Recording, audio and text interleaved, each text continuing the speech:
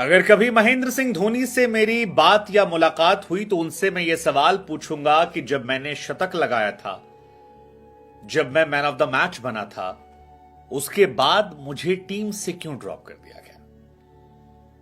अगर धोनी ने उस वक्त मुझे ड्रॉप ना किया होता, मेरे अच्छे प्रदर्शन, मेरे मैन ऑफ द मैच के बाद भी 14 मैचों तक मुझे बाहर डगआउट में ना बिठाया होता, वो जब मेरा 65 का एवरेज चल रहा था फर्स्ट क्लास में, तब टेस्ट में जगह दे दी होती, तो शायद मैं भी रोहित शर्मा या विराट कोहली जैसा होता, क्योंकि मेरे अंदर भी वही पोटेंशियल था। मैं धोनी से पूछूंगा, क्योंकि अब मेरे पास खोने के लिए कुछ नहीं है। किसी खिलाड़ी को अगर उसके पीक पर आप बाहर बिठा देते हैं तो उसका कॉन्फिडेंस गिर जाता है। रैना, रोहित, विराट ऑस्ट्रेलिया की सीरीज में संघर्ष कर रहे थे, मैंने शतक मारा था, लेकिन मुझे धोनी ने बिठाया। अब मैं पूछूंगा, ये शब्द हैं मनोज तिवारी के, वेस्ट बंगाल से खेलने वाले मनोज तिवारी, जो कि नेता भी बन गए हैं। रिटायरमेंट का ऐलान किया फर्स्ट क्लास क्रिकेट से, और अपने रिटायरमेंट के मौके पर धोनी से ये तीखे सवाल पूछे। 2011 का किस्सा है, शतक लगाया था उन्होंने ऑस्ट्रेलिया के सामने और उसके बाद उन्हें ड्रॉप कर दिया गया था, और उसी को लेकर वो पूछ रहे हैं कि जब मेरा पीक चल रहा था, उस पीक में मुझे ड्रॉप क्यों किया गया। अगर किसी को पीक पर ड्रॉप करो तो उसका कॉन्फिडेंस मर जाता है। यही मेरे साथ मनोज तिवारी ने जो बातें कही है, वो बातें बहुत गलत तो नहीं है, मतलब पूरी सही भी नहीं होंगी। हालांकि अपना अपना टैलेंट है, कप्तान के तौर पर धोनी को अपने खिलाड़ी चुनने होते हैं, उन्होंने चुने। इंडिया में दस्तूर भी यही है कि जो खेलता है वो हीरो होता है, जो बाहर बैठता है उसको लेकर लोग इमोशंस रखते हैं। लेकिन मनोज तिवारी में टैलेंट तो था, इसमें कोई दो राय नहीं कि उनमें टैलेंट नहीं था। मतलब ऐसा कोई नहीं कह सकता। मनोज तिवारी ने फर्स्ट क्लास मैच में बहुत रन बनाए, जैसे आज हम सरफराज को लेकर कई बार कहते हैं कि सरफराज को मौका मिलना चाहिए, ऐसे ही मनोज की भी कहानी है, क्योंकि 148 फर्स्ट क्लास मैच में मनोज तिवारी ने 10,000 से ऊपर रन बनाए। 48 का ऑलमोस्ट उनका एवरेज है, और वो कह रहे थे कि जब 65 मैच खेल चुके थे वो, तब उनका एवरेज लगभग 65-70 का था।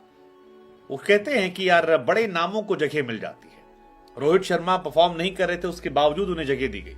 अब ये आरोप लगाते हैं रोहित शर्मा पर, जो है वो एक्चुअली उनके स्टार्टिंग के दौर को लेकर। रोहित शर्मा जब 25 साल के थे, तब 87 वनडे मैच में केवल 1900 रन बनाए थे, जिसमें 30 उनका बैटिंग एवरेज था।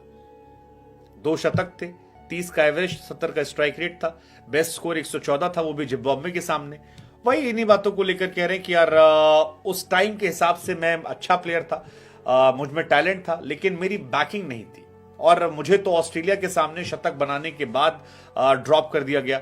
वो कहते हैं कि मैन ऑफ द मैच बनने के बाद कोई कैसे ड्रॉप हो सकता है। हम आपको जानकारी के लिए बता दें कि मनोज तिवारी ने इंडिया के लिए खेला है। साल 2008 में अपना डेब्यू किया था, और 7 साल में 8 अलग अलग सीरीज में 12 वनडे और 3 T20 मैचेस खेले। चेन्नई में वेस्ट इंडीज के सामने शतक लगाया था। उसके बाद बहुत लंबा ब्रेक हुआ था। फिर उनका ये कहना है कि यार वो धोनी से जानना चाहते हैं कि उन्हें क्यों बार बार धोनी अवॉइड करते थे, लगातार 14-15 मैचेस तक बाहर रखते थे।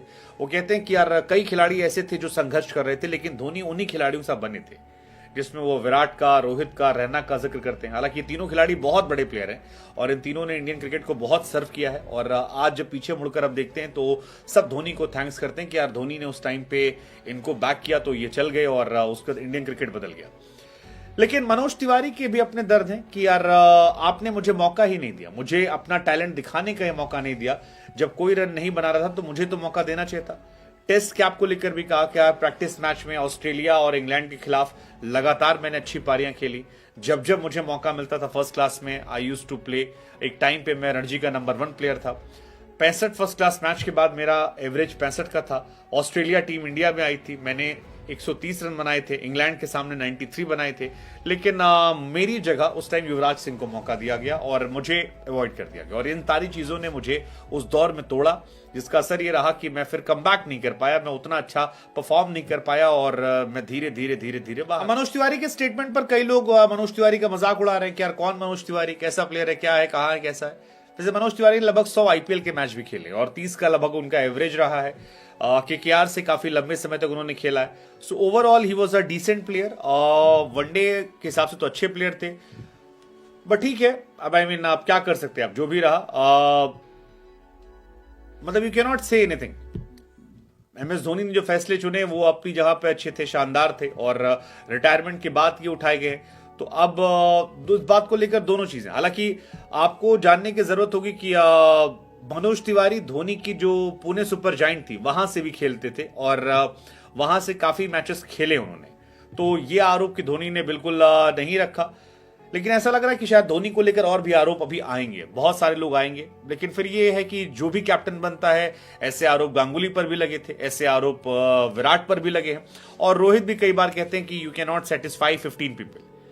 वो जो 4 डगआउट में बैठते हैं वो भी आप पर शिकायत करते हैं कि आपने उन्हें खिलाया नहीं, जबकि उन्हीं में टैलेंट था। तो कई बार बड़ा मुश्किल हुआ था। जैसे अभी भी इंडिया में देखिए, सरफराज खेल रहे थे तो हम लोग पुजारा, जब सरफराज नहीं थे तब पुजारा खेल रहे थे, तब पीपल वर टॉकिंग सरफराज।